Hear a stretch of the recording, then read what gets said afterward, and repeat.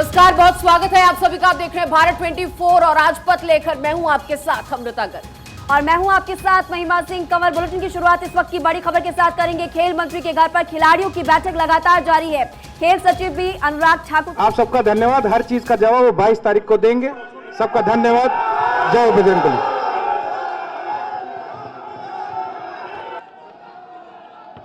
में इन पूरे सवालों की फहरिस्त में जो खिरे हुए हैं, इस पूरे रेसलिंग फेडरेशन के अध्यक्ष बृजभूषण शरण सिंह, जिनका बेटा, जिनको अभी आप सुन रहे थे, बहरहाल इस पूरे मामले में वक्त वक्त पर सामने आकर वो अपनी सफाई पेश करें। लेकिन आपको बता दें, इस पूरे मामले में खेल मंत्री के घर पर खिलाड़ियों की बैठक जारी है और खेल सचिव अनुराग ठाकुर के घर पर मौजूद हैं।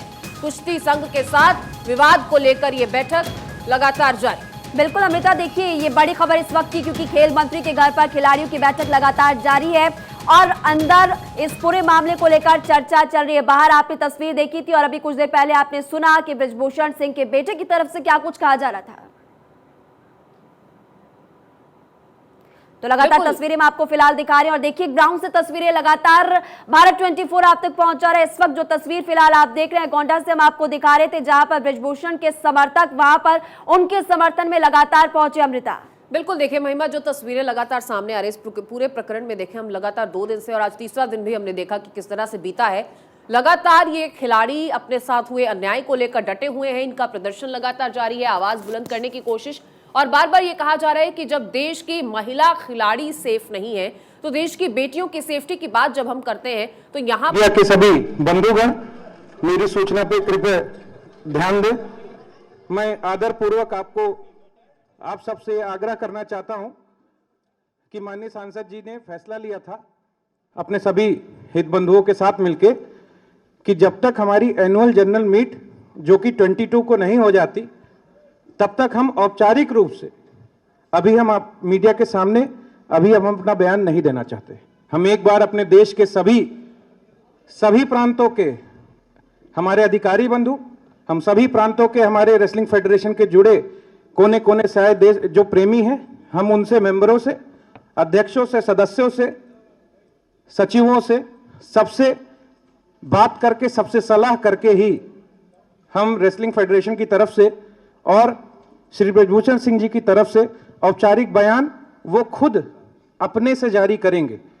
रेसलिंग फेडरेशन की तरफ से वो खुद और अपनी तरफ से वो खुद 22 के बाद सबसे मिलने के बाद ही वो खुद से जारी करेंगे। धन्यवाद। और हम लोगों को ये सूचित किया गया है कि रेसलिंग फेडरेशन के द्वारा खेल मंत्रालय को जो औपचारिक जवाब जाना था वो हम लोगों ने उनको प्रेषित कर दिया है और 72 घंटे का जो मौका मिला था हम लोगों ने समय से किया है। और जो औपचारिक बयान जो हम अपनी तरफ से जो जारी करते, जो माननीय सांसद जी बृजभूषण सिंह जी जो अपनी बातें करते, वो 22 में एजीएम में सबसे सलाह करने के बाद ही करेंगे। वो इसी स्थान पर होगी, अयोध्या, यहां पर होगी, अयोध्या में ही होगी और आप सब लोग को सूचित कर दिया जाएगा। 22 तारीख को annual general meet wrestling federation के होने के बाद ही आप सबको सूचित किया जाएगा। अधिक जानकारी हम अपने पोर्टल से आपको जारी करेंगे।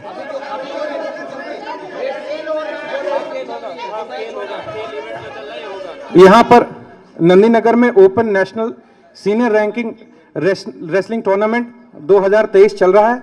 मैं अपने सभी बंधुओं का यहां स्वागत करता हूं, अभिनंदन करता हूं कि वो इसको देखें। अभी आगामी 3 दिन तक ये कार्यक्रम चलेगा और जिसके हेतु एजीएम की बैठक रखी गई है। सभी मेंबरान आएंगे और इस पर चर्चा होगी।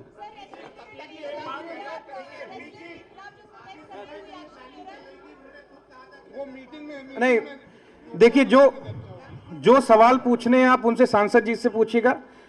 अभी हम ये बता सकते हैं कि 3 दिवस का यह कार्यक्रम रेसलिंग फेडरेशन की तरफ से ये रेसलिंग का रखा गया है और ये बहुत पहले से पूर्व निर्धारित है। इसको चलने दीजिए, ये 3 दिन तक चल रहा है। जो सवाल पूछना है एजीएम के बाद हम लिखित में आपके सामने आएंगे, सबको प्रेस कॉन्फ्रेंस करेंगे और सारे सवालों का उचित जवाब उचित पोर्टल पर दिया जाएगा।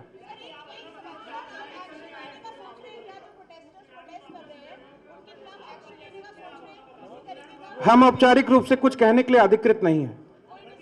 हम औपचारिक रूप से इसमें जवाब देने के लिए अधिकृत नहीं है।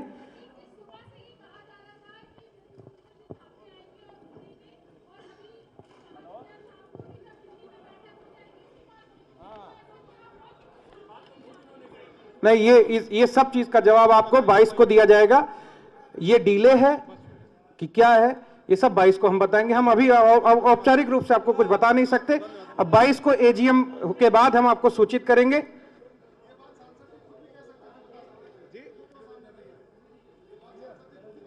आप सबका धन्यवाद। हर चीज का जवाब वो 22 तारीख को देंगे। सबका धन्यवाद। जय बजरंगबली। तो देखिए, आप सुन रहे थे प्रतीक भूषण को, आप सुन रहे थे उनकी तरफ से प्रेस कॉन्फ्रेंस की गई। बड़ी खबर फिलहाल ये कि बृजभूषण सिंह की जो प्रेस कॉन्फ्रेंस 8 बजे होनी थी, वो प्रेस कॉन्फ्रेंस फिलहाल टल चुकी है। और बिल्कुल इस पर हमारे सहयोगी केशव झा जुड़ चुके हैं हमारे साथ अनुराग ठाकुर के घर से बाहर, क्योंकि लगातार हम देख रहे हैं कि ये इस वक्त जो केंद्रीकरण है वो यही है। यहाँ पर खिलाड़ी पहुंच रहे हैं, यहाँ पर बैठकें हो रही हैं, इस मसले को सुलझाने की कोशिश हो रही है और खिलाड़ियों को मनाने की कोशिश हो रही है। तो केशव, जिस तरह से अब इंतजार किया जा रहा था कि बृजभूषण प्रेस कॉन्फ्रेंस करेंगे, जिस तरह से खिलाड़ी बार बार प्रेस कॉन्फ्रेंस कर अपना पक्ष रख रहे हैं, बृजभूषण भी अपना पक्ष रखेंगे, लेकिन अब उसके लिए इंतजार 22 तारीख तक का करना होगा। ये खिलाड़ी जो यहाँ पर आर पार की लड़ाई के मन में बैठे हैं, यहां पर ये ठान चुके हैं कि या तो आर या तो पार होगा, तो ऐसे में ये इंतजार अब कब तक किया जाएगा? क्या 22 तारीख तक ये खिलाड़ी इंतजार के लिए मान जाएंगे? जी देखिए, सबसे पहले मैं बताना चाहूँगा आपको कि अनुराग ठाकुर के घर पर इस वक्त जितने भी एथलीट्स हैं, करीब 10 से 15 एथलीट्स पहुंच चुके हैं और अनुराग ठाकुर के घर पे खेल सचिव भी ऑलरेडी मौजूद हैं। इन सभी के साथ फिलहाल जो एथलीट्स हैं, इनका मीटिंग शुरू हुआ है और जिस तरह से आज माना जा रहा था कि 5 बजे प्रेस कॉन्फ्रेंस करेंगे बृजभूषण शरण सिंह और वो अपना पक्ष रखेंगे, लेकिन उन्होंने साफ तौर से प्रेस कॉन्फ्रेंस से मना कर दिया है फिलहाल, और वो कह रहे हैं कि अब 22 तारीख तक का इंतजार करना पड़ेगा। तो कहीं ना कहीं जो एथलीट्स, जो पहलवान है, वो अड़े हुए हैं कि कुश्ती महासंघ के जो अध्यक्ष हैं बृजभूषण सिंह, वो इस्तीफा दे तभी हम मानेंगे। तो दूसरी तरफ बृजभूषण सिंह भी अब कह रहे हैं कि वो 22 तारीख तक अपना फैसला लेंगे। तो जो खेल मंत्रालय की तरफ से 72 घंटे का समय दिया गया था बृजभूषण सिंह को, वो समय भी खत्म हो गया, लेकिन बृजभूषण शरण सिंह की तरफ से अपना पक्ष अभी तक खेल मंत्रालय को नहीं सौंपा गया। लेकिन फिलहाल जितने भी एथलीट्स हैं वो सभी पहुंच चुके हैं। अनुराग ठाकुर जो कि खेल मंत्री है, और उनके घर पर उन खिलाड़ियों के साथ अनुराग ठाकुर फिलहाल बैठक कर रहे हैं। इस बैठक में खेल सचिव भी मौजूद हैं और इस बैठक में क्या फैसला होगा, जब एथलीट्स वहां से मीटिंग करके निकलेंगे तभी पता चल पाएगा क्या पता चल पाएगा कि क्या निष्कर्ष निकलता है इस बैठक के बाद। लेकिन केशव, आपने जानकारी दी है कि 15 के करीब एथलीट्स वहां पर पहुंच चुके हैं। ये बताइए कि कौन कौन वहां पर पहुंचा है और आपके सूत्र क्या बताते हैं कितनी देर और ये बैठक चल सकती है? जी देखिए, बजरंग पुनिया, विनेश फोगाट और साक्षी मलिक सहित और भी जो एथलीट्स हैं जो इंटरनेशनल नेशनल खेल चुके हैं, वो सभी खिलाड़ी यहाँ पर पहुँचे हुए हैं और सभी की जो बैठक है फिलहाल अनुराग ठाकुर के घर पर चल रही है। यहाँ पर बैठक कब होगी ये कह नहीं सकते, क्योंकि कल आप रात में भी देखा था कि 10 बजे जब खिलाड़ी पहुँचे थे और देर रात तकरीबन 1 बजे तक ये बैठक चली थी। कि हो सकता है कि आज डिनर साथ करें अनुराग ठाकुर के साथ खेल मंत्री, क्योंकि कल भी खिलाड़ियों के साथ खेल मंत्री अनुराग ठाकुर ने डिनर किया था और आज भी हो सकता है कि खेल मंत्री अनुराग ठाकुर इन खिलाड़ियों के साथ डिनर करें। इससे पहले ओलंपिक एसोसिएशन के साथ भी वर्चुअल मीटिंग हुई है इन खिलाड़ियों की, जिसमें 6 खिलाड़ी मौजूद थे और अभी अनुराग ठाकुर जो कि खेल मंत्री हैं उनके घर पर खेल सचिव के साथ बैठक हो रही है। और बैठक के बाद क्या फैसला लेते हैं कि इन खिलाड़ियों के द्वारा से ये देखने वाली बात होगी। लेकिन फिलहाल जो अनुराग ठाकुर के घर पर ये बैठक शुरू हो गई है, बैठक में क्या बातचीत होगी ये वो तभी सामने आ पाएगा मीडिया के सामने जब बैठक खत्म होगी और मीडिया से बातचीत करेंगे खिलाड़ी। क्या सामने कोई है? मैं कहना चाहता हूं कि सामने कोई है कि जो कह दे कि फेडरेशन ने कभी किसी खिलाड़ी का शोषण किया हो। वो इल्जाम हमने लगाए इसीलिए हैं क्योंकि वो सत्य थे। और आज कल हम जैसे बोल रहे थे कि हमारे पास 1-2 लड़कियां हैं जिनके साथ उन्होंने किया है, क्योंकि आज हमारे पास 5 से 6 लड़कियां आ गई हैं, विद प्रूफ है हमारे पास में उनके साथ में जो हुआ है। देश में कुश्ती संघ अध्यक्ष पर कोहराम मचा है। अध्यक्ष बृजभूषण सिंह पर यौन शोषण के आरोप पर बवाल खड़ा है। दिल्ली से लेकर यूपी के गोंडा तक हंगामा बरपा है। बृजभूषण सिंह को दिए गए खेल मंत्रालय के नोटिस के 72 घंटे पूरे हो गए। शाम को बृजभूषण सिंह की होने वाली प्रेस कॉन्फ्रेंस अभी तक नहीं हुई और उधर दिल्ली के जंतर मंतर पर बैठे खिलाड़ियों का धरना अभी भी जारी है और सबकी निगाह केंद्र सरकार के कदम पर है। खेल मंत्रालय की उस कार्रवाई पर है जो बृजभूषण पर होने वाली है। इस बीच यौन शोषण के आरोपों में घिरे भारतीय कुश्ती महासंघ के अध्यक्ष बृजभूषण शरण सिंह ने शुक्रवार को इस्तीफा देने से साफ इनकार कर दिया और कहा कि मैं मुंह खोल दूंगा तो सुनामी आ जाएगी। मेरे समर्थन में भी कई खिलाड़ी हैं। मुझे तो अफसोस हो रहा है कि इतना सब होने के बाद वो चुप ही नहीं हो रहे हैं। वो मुंह खोलते के सुनामी हो जाएगी, हम मुंह खोल रहे तो कुछ हो ही नहीं रहा है। वो कौन सा मुंह खोलना चाहते हैं? मैं तो चाहती हूँ कि सुनामी क्या कुछ तूफान आ जाए। ये हिंदुस्तान के शेर है, हिंदुस्तान के पहलवान है, ये लेंगे। हम सारे मुद्दे रख रहे हैं। ये अगर सिर्फ रेसलिंग की बात होती तो ये क्या पता 1 घंटे की मीटिंग में सब सॉल्व हो जाता है। ये लड़कियों का मामला है, बहुत बड़ी बात है। एक लड़की का मामला नहीं है, बहुत सारी लड़कियों का मामला है। हम ऐसे ओपनली एक को डिस्क्लोज करेंगे, उनकी लाइफ को भी डेंजर है, उनकी फैमिली को भी डेंजर है। बहुत बड़ी बात है ये पब्लिक के सामने रखना, फिर उनको फेस करना।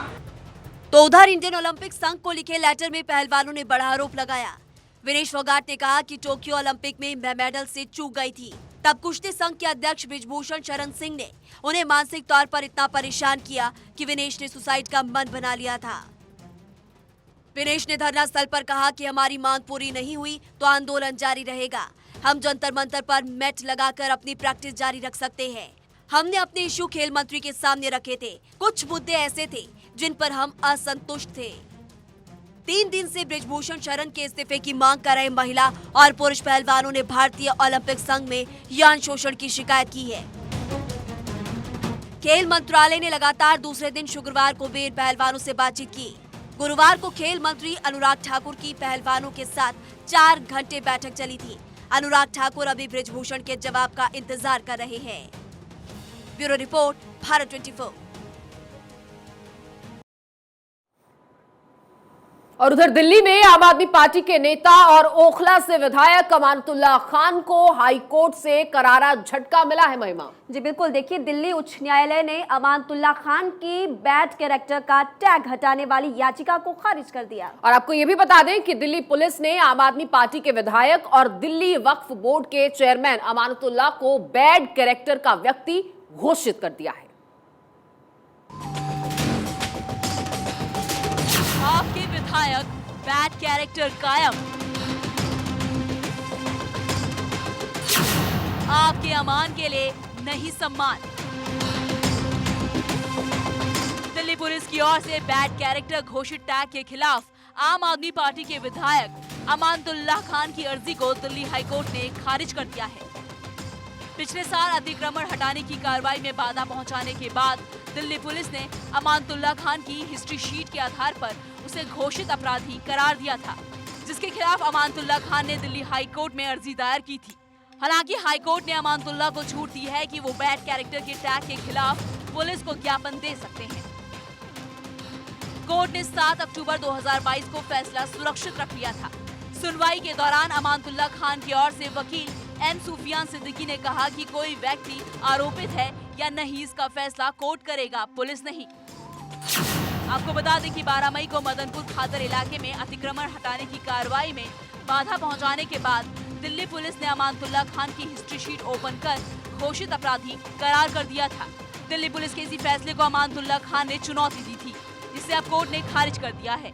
इस मामले में साकेत कोर्ट ने 13 मई को अमानतुल्लाह खान को 50,000 के मुचलके पर जमानत दी थी। दरअसल अमानतुल्लाह कई मामलों में आरोपी है। इसका हिस्ट्री शीट अपराध के आंकड़ों से भरा पड़ा है। ऐसे में अपराधी वाले दिल्ली पुलिस के लिए टैग को हटाने के लिए कोर्ट पहुंचने वाले अमानतुल्लाह को बड़ा सबक मिला है। Bureau report, Bharat 24। और चलिए अगली खबर का रुख करेंगे और बीजेपी के राष्ट्रीय अध्यक्ष जेपी नड्डा ने आज गाजीपुर से मिशन 2024 का शंखनाद किया। बिल्कुल, गाजीपुर के आईटीआई मैदान में आयोजित जनसभा को संबोधित करते हुए बीजेपी अध्यक्ष ने कहा कि मतों के सही उपयोग की जरूरत है। गलत बटन पर माफिया राज आता है और सही पर विकास के नए आयाम आते हैं।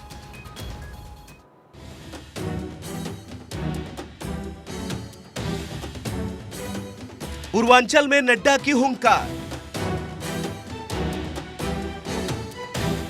पहले विकास की बयार, फिर वोट की दरकार। अपने 2 दिवसीय दौरे पर यूपी पहुंचे बीजेपी अध्यक्ष जेपी नड्डा ने आज गाजीपुर से मिशन 24 का आगाज किया। इस दौरान नड्डा ने डबल इंजन सरकार के महत्व को समझाया और कामों का उदाहरण देते हुए यूपी की जनता से एक बार फिर 2024 में मिशन 80 को कामयाब करने के लिए कमर कस लेने का आग्रह किया। अपने भाषण की शुरुआत में नड्डा ने गाजीपुर को संतों, ऋषियों, मुनियों की तपोस्थली कहा और इस धरती को नमन किया। बिना नाम लिए मुख्तार अंसारी बंधुओं पर हमला बोला। कहा कि पिछले चुनाव में सांसद चुनने में गलती हुई है, वो तो अपने भैया को जेल से बाहर निकलवाने में परेशान है। लिहाजा 2024 में माफिया राज को समाप्त कर शांति और विकास के लिए कमल खिलाना है। प्रजातंत्र में अपने मतों का, अधिकार का सही प्रयोग बहुत महत्वपूर्ण उपकरण है। गलत जगह अगर बटन दब जाए तो माफिया राज आ जाता है, सही जगह बटन दब जाए तो मेडिकल कॉलेज आ जाता है। इस बात को भी हमको ध्यान रखना है। गाजीपुर वासियों को नड्डा ने विकास का मतलब हीरा बताया और फिर समझाया कि हीरा क्या है। नड्डा ने कहा कि एच से हाईवे, आई से इंटरनेट, आर से रेलवे और ए का मतलब एयरवेज है। यही विकास की नई कहानी है।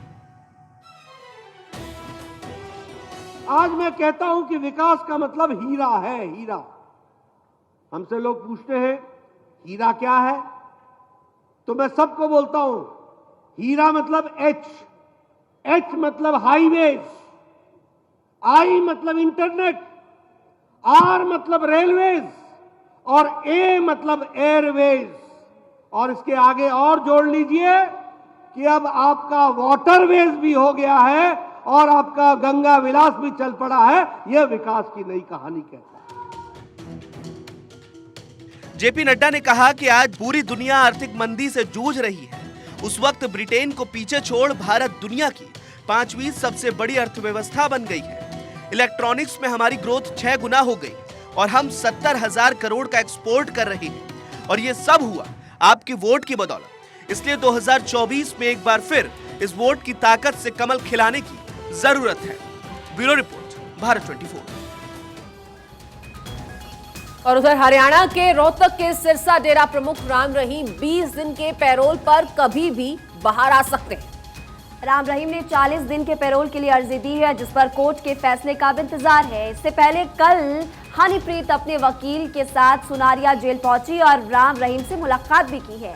बिल्कुल, और अनुमान है कि राम रहीम कल पैरोल पर बाहर आ सकता है। हालांकि अभी जेल प्रशासन के पास पैरोल के लिए आधिकारिक आदेश नहीं पहुंचे हैं, लेकिन इसी बीच चर्चाएं इसकी जरूर तेज हो गई हैं।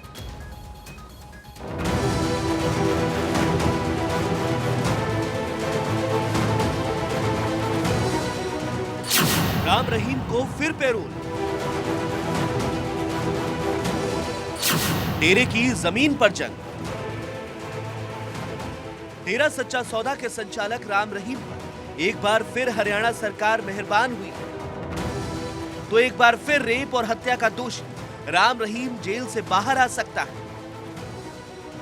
क्योंकि राम रहीम ने एक बार फिर पैरोल की अर्जी लगाई है, जिसे हरियाणा के जेल मंत्री रणजीत सिंह ने संबंधित अधिकारियों को दे दी है। और अब कोर्ट की मंजूरी के बाद राम रहीम कभी भी बाहर आ सकता है। देखिए, ये तो कोर्ट डिसाइड करेगा कहाँ जाएगा। उन्होंने एप्लीकेशन जरूर लगाई है। कल उन्होंने एप्लीकेशन हमारे पास आई थी, हमने फॉरवर्ड कर दी। वो कमिश्नर तय करेंगे। बता दें कि इस बार राम रहीम ने 40 दिन की पैरोल लगाई, जिसमें दलील दी गई कि सिरसा डेरे में 25 जनवरी को दूसरे गद्दी नशीं संत सतनाम सिंह का जन्म दिवस है। राम रहीम ने सिरसा में इस समारोह में शामिल होने के लिए पैरोल मांगी है। इस दिन डेरा की ओर से एक बड़ी धार्मिक सभा का आयोजन किया जाएगा। इस दौरान हजारों भक्तों के लिए मुफ्त भोजन की व्यवस्था की जाएगी। ऐसे में इस कार्यक्रम में शामिल होने के लिए गुरमीत राम रहीम ने अपनी पैरोल की अर्जी हरियाणा सरकार के पास भेजी है। लेकिन राम रहीम की पैरोल अर्जी पर सवाल इसलिए भी उठाए जा रहे हैं क्योंकि इससे पहले कई बार राम रहीम पैरोल पर जेल से बाहर आ चुका है। महज 2022 में राम रहीम 3 बार जेल से बाहर आया था। राम रहीम को नवंबर 2022 में 40 दिन की पैरोल दी गई थी। उससे पहले जून 2022 में हरियाणा सरकार ने 1 महीने के पैरोल पर उसे छोड़ा था। फरवरी 2022 में गुरमीत को 3 हफ्ते के पैरोल पर छोड़ा गया था। यही वजह है कि राम रहीम की फरलो और पैरोल को लेकर हरियाणा सरकार विरोधियों के निशाने पर भी रही। लेकिन राम रहीम के पैरोल से बाहर सिरसा के 5 गांवों के ग्रामीणों ने जमीन को लेकर डेरे के खिलाफ धरना शुरू कर दिया। नेजिया, शाहपुर बेगू, अरनियावाली, पंजेका अली मोहम्मद के ग्रामीणों का कहना है कि डेरे ने अपना अलग गांव शाह सतनामपुरा बसाया है, जिसमें 5 गांवों की जमीन को भी शामिल कर लिया गया है। ग्रामीणों के धरने के बाद पुलिस एक्टिव हुई और धरना स्थल पहुंची। मैनेजमेंट ने भी ग्रामीणों से बातचीत की। आपको बता दें कि डेरा सच्चा सौदा प्रमुख इन दिनों रोहतक की सुनारिया जेल में बंद है। यौन शोषण और पत्रकार छत्रपति रणजीत सिंह के हत्याकांड में सजा काट रहे गुरमीत राम रहीम को पंचकुला की विशेष सीबीआई कोर्ट ने अगस्त 2017 में 20 साल की सजा सुनाई थी। राम रहीम को अपने मैनेजर की हत्या का भी दोषी पाया गया था। Bureau report, Bharat 24। चलिए अगली खबर का रुख करेंगे। फास्ट इंडिया न्यूज से ऐश्वर्य प्रधान की रिपोर्ट। जयपुर लिटरेचर फेस्टिवल पर विवाद हुआ। टेंट का नाम मुगल टेंट होने को लेकर भाजपा का बयान सामने आया है। सतीश पूनिया बोले, एक सवाल के जवाब पर अच्छा होता मुगल टेंट का नाम एपीजे अब्दुल कलाम के नाम पर होता। नेता प्रतिपक्ष कटारिया ने कहा कि आयोजकों को अगर नाम मुस्लिम का ही रखना था तो एपीजे अब्दुल कलाम का भी नाम हो सकता था। उपनेता प्रतिपक्ष राजेंद्र राठौड़ ने कहा, जिन्होंने देश की संस्कृति पर हमला किया, साहित्य के नाम पर हो रहे कार्यक्रम में मुगल नाम ठीक नहीं। मुगल की जगह महाराणा प्रताप का नाम भी लिखा जा सकता था। रामलाल शर्मा और जितेंद्र गोठवाल ने कहा कि महाराजा सूरजमल या फिर महाराजा प्रताप के नाम पर भी हो सकता था मुगल की जगह नाम।